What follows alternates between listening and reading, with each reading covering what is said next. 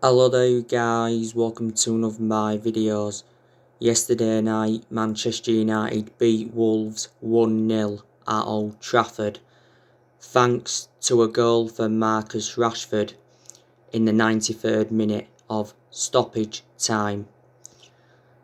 The goal was very fortuitous because it got deflected off Romain Saiz. Marcus Rashford now has 51 goals in his career. It was a lovely threaded ball from Bruno Fernandes building up to the goal. It's our third win at Old Trafford in the Premier League this season, and we are now second in the Premier League, just 2 points behind Liverpool with a game in hand. So we are certainly in this title race. Ole Gunnar Solskjaer says if we are still competing at the top in March, then we are in the title race. But he says at this moment in time, we are not in the title race. Got to say, weren't the best of performances by Manchester United. You know, Wolves came with a game plan, and that was to play defensive and hit us on the counter-attack, and Wolves did do well defensively, and they was very good on the counter-attack quite a few times. They kept the ball well at times, had some chances in the game. I thought Romain Saiz played very, very well for them. I thought he had some very, very good chances in the game. I think one chance he had, it hit the crossbar. Nouri, he had a pretty good game as well. He had a good chance in the game. Ruben Neves and Moutinho played quite well for Wolves in that midfield.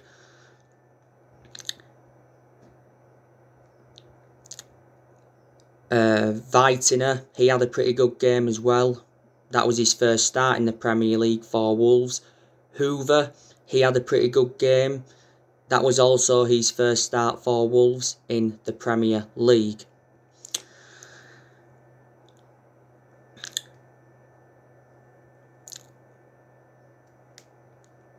There was some good performers for Manchester United. I thought David De Gea, he did very, very well in goal. Made around 6 good saves in the game. I thought Eric Bailly did very, very well at the back. He did have a careless moment, but he did make some good interceptions in the game. Also covered up well for Harry Maguire's error that he made in the game. Bailly's done well since he started playing again. My only element of concern about Eric Bailly is that he's injury prone. Harry Maguire, I thought he enjoyed a pretty good game, defended well. Did make a few fouls though in the first half. I thought Luke Shaw made a fantastic impact when he came on. I think Alex Telles went off injured. Paul Pogba, I thought he was good in the second half, started to create chances, had that long range effort, but it was a good save from the Wolves goalkeeper. Pogba wasn't that good though in the first half. I like the way Matic helped our defence, controlled the midfield. Bruno Fernandes was okay, but he certainly weren't at his best. Bruno Fernandes obviously had our best chance in the first half, and it was a very good delivery by Mason Greenwood.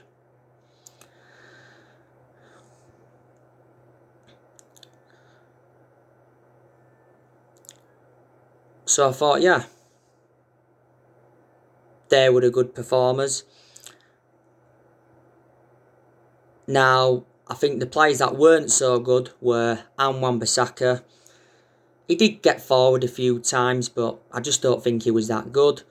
Alex Telles, his crossing wasn't to his usual standards. But at times he did look proactive in the final third. Marcus Rashford, he didn't enjoy the best of games despite him getting the late goal. Edinson Cavani, can't really say much about him because he wasn't getting enough service up top. Edinson Cavani. Obviously Edinson Cavani had that disallowed goal. Obviously it was offside, but the build up to that goal, there was talks of a handball. Was it by Conor Cody? Obviously the penalty didn't get given. Mason Greenwood, I thought he struggled to get into the game. Did okay at times in the first half. Like I said, put that good cross into the box to set that Bruno Fernandes chance up. Obviously, we brought some substitutions on in the game. Like I said, Luke Shaw came on. Anthony Martial came on. I don't think he made the best of impacts when he came on either. I think he wasted a couple of opportunities. And Scott McTominay came on in the game. Ole Gunnar Solskjaer did make around 6 changes from our 2-2 draw with Leicester.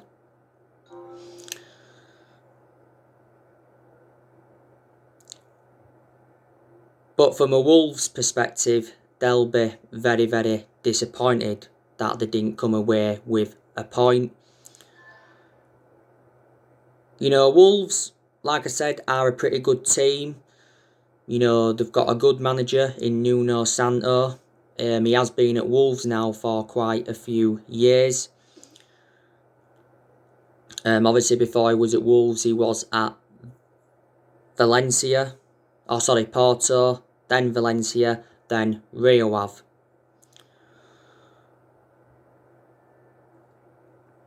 We played Wolves 4 times across all competitions last season.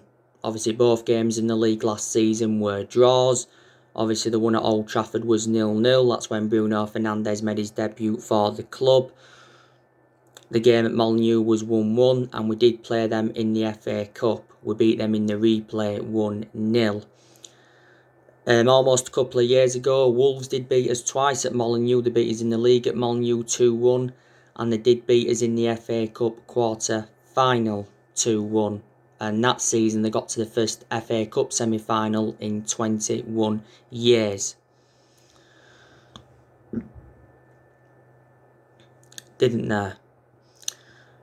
But you can say that yesterday Wolves were missing Raul Jimenez. Because you can say if Raul Jimenez was actually playing, then Wolves could have been more clinical in the attacking third of the pitch. Raul Jimenez is out with injury until mid-January. I think Johnny is still out for them, and so too is Dendoncker. Don't forget they let Jota go in the summer. They also let Matt Doherty go as well.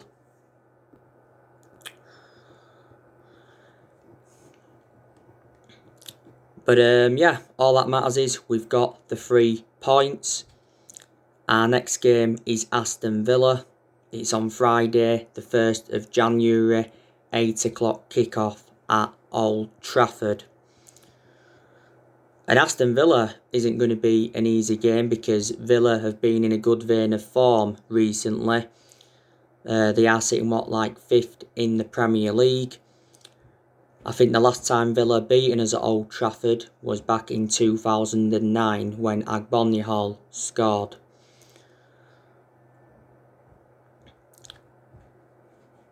The game at Old Trafford between us and Villa last season was 2-2, if you do remember that game. But we did beat them at Villa Park 3-0. Their current manager is Dean Smith, but they have got some good players in their team. You know, they've got that Trezeguet. He's currently out with injury at the moment. They've got Ross Barkley. They got him on loan earlier on this year. They've got that Ollie Watkins who they brought in earlier on this year. He's made a fantastic impact at Aston Villa. They've also obviously got Jack Grealish. He's probably their best player. You know, Manchester United have been relentlessly linked with him. They've also got Bertrand Traore, who they got in earlier on this year, and they've got that Matty Cash. I think one of their attackers is Wesley. They've got Anwar Al Gapsi as well. He's one of their key players. And Villa this season have won at Leicester. They've thrashed Liverpool 7-2. They won at Arsenal 3-0. They recently drew with Chelsea 1-1. So that's not going to be an easy game. And I do presume that Ole Gunnar Solskjaer is going to make some changes in the game against Villa from the 1-0 win against Wolves. Now, obviously, yesterday night, Fred played no part in the game.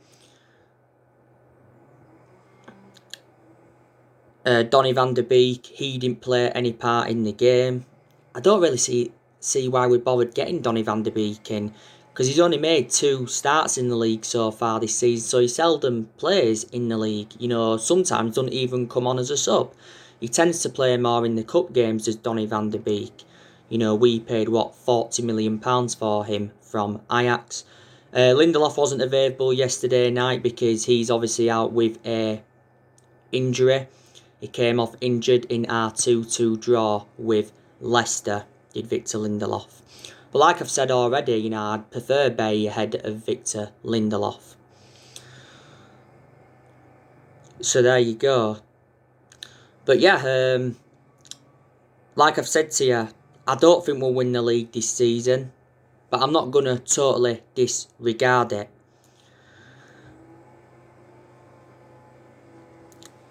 We have got to give Ole Gunnar Solskjaer a lot of credit.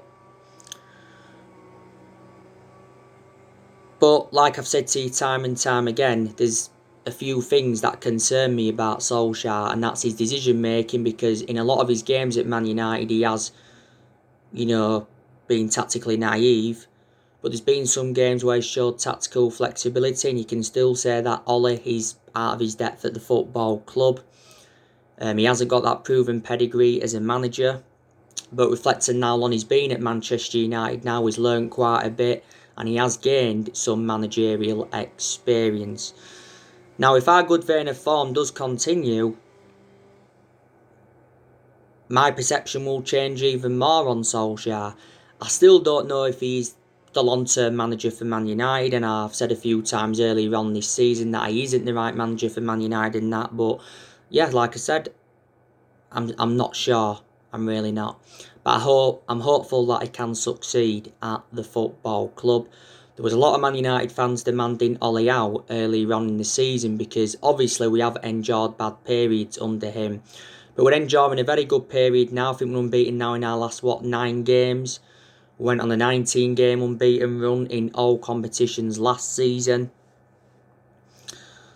You know what I mean? So, there you go. But yeah, Ole definitely does deserve more time. He will certainly be Manchester United manager next year. Could probably still be Man United manager at the end of this season. Depends if this good vein of form continues till the end of the season. If we win the league this season, that will be remarkable. And if we do win it, it will be our first Premier League title since 2013. But I've said to you, haven't I, if we can finish in the top 4, top 3 this season and win a trophy, that would represent a very good season for Man United. Then that would give us something to build on. And we haven't won a trophy for almost 4 years. And it's very imperative that we get our first trophy on the board under the Ole Gunnar Solskjaer era. Now, we can win the Carabao Cup, we're into the semi-finals of that. We've got Man City on the 6th of January. That's going to be a massive game. We can win the Europa League, because obviously we're in that now. We've got Real Sociedad, which is going to be a tough game because they've been doing very, very well in the La Liga. But it's good that we have rejuvenated ourselves, because we did endure a poor start to the season. We've obviously had bad results this season. We had the 3-1 loss against Palace on the opening day of the season. We had the 6-1 hammering against Tottenham. We had the 1-0 loss to Arsenal. We had the 2-1 loss to Istanbul Başakşehir in the Champions League group stage.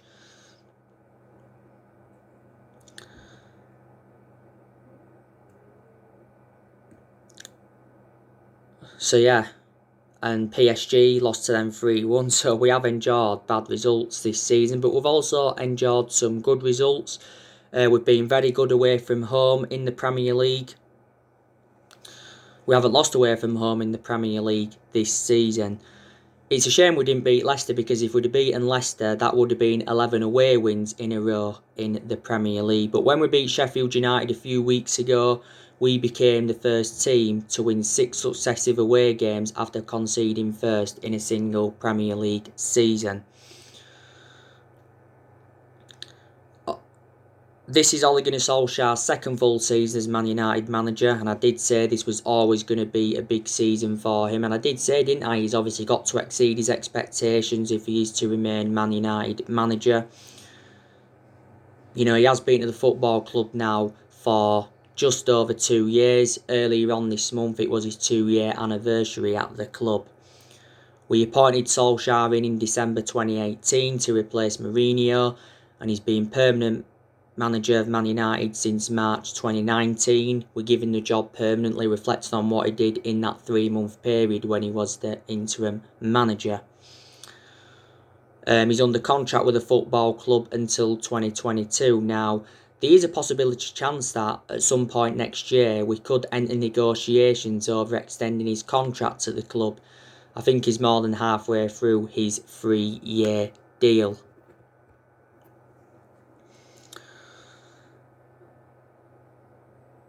But yeah, there's definitely positive to take from his tenure so far at the club. He has made good signings since he got appointed in as Manchester United manager. He's spent over £200 million at the club, and he's endured 4 transfer windows. We've seen a lot of players depart the club since he got recommended in.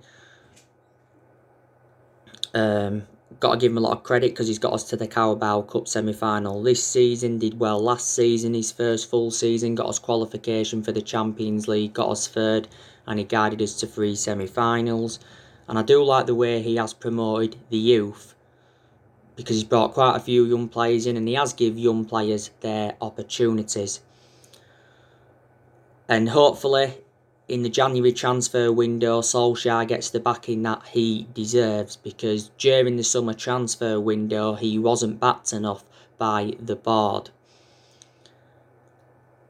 because we missed out on all of his priority targets. And during the summer, Solskjaer showed his frustration towards the board quite a few times. But, you know, Woodward's come out, you know, several times to show his support for Ole Gunnar Solskjaer.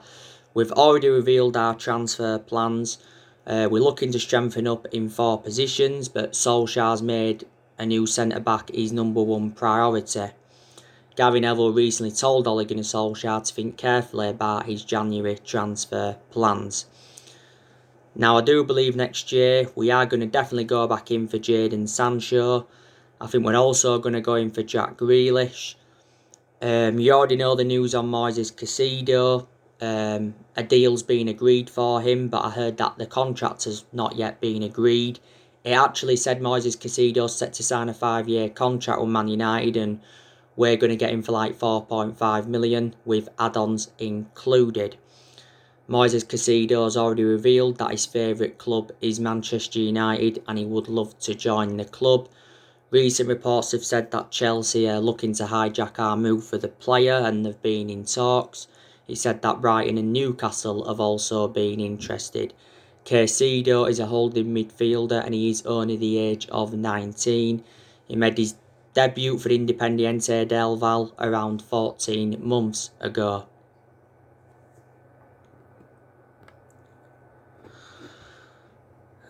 You know the news on Ousmane Dembele. I give you the news on him yesterday.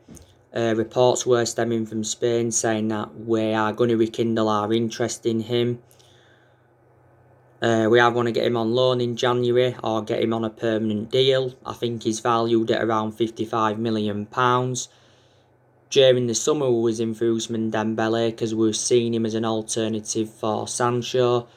Don't forget on deadline day, he missed training with his teammates, and Barcelona were angered by his actions. So they actually did want to sell him so they could free up some funds to get Memphis Depay on the board. My only element of concern about Ousmane Dembele is that he is injury prone. We could go in for Erling Haaland next year, but Erling Haaland's move to Man United is complicated because of Mino Raioola's poor relationship with Manchester United. I said it was a shame we missed out on Erling Haaland back in January because he would have been an Ole Gunnar Solskjaer type signing. So there you go. We have got to make more signings next year. We're going to get rid of players next year as well. We're going to get rid of Lingard, Jones, Rojo, Romero. We're expecting Pogba to leave the club. Mata could leave the club. Fosu-Mensah could leave the club. I'm expecting Odi Nagalo to leave in January when his loan expires. James could also leave the club. There's been rumours of him going out on loan because he doesn't get a lot of opportunities now, does he, Daniel James? There's obviously been rumours of Brandon Williams going out on loan. He seldom plays now. He's our third choice left back following the arrival of Alex Telles. And earlier on in the season there was rumours of Dean Henderson going out on loan. You know what I mean? But yeah, Solskjaer's job is definitely safe for now. Obviously, there was talks of Mauricio Pochettino coming into the club. You know, he was actually the favourite to take over at Manchester United, was Mauricio Pochettino. But I've now fully disregarded him coming in because obviously Solskjaer's not under pressure now, and plus he's going to be taking over at PSG, or already has taken over at PSG, because on Christmas Eve PSG sat Thomas Tuchel. Massimiliano Allegri's been on our agenda a few times. Earlier on in the season, Julian Nagelsmann was on our agenda, and so too was Thomas Tuchel. But we haven't really got the structure to keep sacking managers. We've already sacked 3 managers since Ferguson left, and that was obviously David Moyes. Sacked him after 10 months, was it? We finished 7th under the David Moyes era. That's the lowest we've finished in the Premier League era. We sacked Louis van Gaal after 2 years, despite him winning the FA Cup. And we sacked Jose Mourinho after 2.5 years, despite him winning the Europa League, the League Cup and the Community Shield in his first season. There's a few reasons why it didn't work out under Mourinho. Is because he had bad disputes with the board. He had bad disputes with our top players. The board weren't backing the signings that I wanted to recommend into the club, because Mourinho made it clear to our board in the summer of 2018 that he wanted to recommend a centre-half in. We have spent a lot of money since Ferguson left. I think we've spent over £1 billion, and we've brought around 36 players in since Ferguson left now. Obviously, under the David Moyes era, we brought Fellaini and Juan Mata in. Under the Louis van Gaal era, we brought the likes of Schneiderlin in, Sebastian Schweinsteiger, Di Maria, Falcao, Memphis Depay, Herrera, Romero, Valdez, Rojo, Darmian, Martial, Shaw. But a lot of the players we brought in under Louis van Gaal are no longer at the club now. And Mourinho, he recommended 11 players into Manchester United. A few players have left now though, Mourinho brought in, but the vast majority of this team is Jose Mourinho's. So Solskjaer is inheriting a squad that is worth, what, £800 odd million. You know what I mean? No manager at Man United, or no manager in general, will replicate Sir Alex Ferguson's legacy. I know no last as long as Ferguson did. But we are certainly now getting back being a competitive team, which is very good to see. You know what I mean? But I still think these problems. I'm still concerned about our defence, because, you know, we do leak goals still, and we still make mistakes at the back, and Maguire and Lindelof are 2 starting centre-halves, even though they can perform well. My concern about Bissaka is his lack of attacking intent and his distribution. You've got Luke Shaw, who's obviously injury prone, but good when he plays. You know what I mean? Do you think Ole Gunnar Solskjaer needs to identify his best 11 at the club? Does Solskjaer know his best 11 at the football club? That's a question I'm saying. By the way, Solskjaer can't see a benefit of a 2-week Premier League shutdown, because we obviously all know that coronavirus cases have been rising. Now, on my next video, I will be giving you my player ratings from our 1-0 win against Wolves. It probably will be later on today. I will be giving my preview for the Villa game, or if it's not today, it will be tomorrow, won't it? So yeah. So anyway guys, that's everything to update today. Drop your comments, likes below on the channel. If you do, consider subscribe as always, and take care. God bless you all again very, very soon.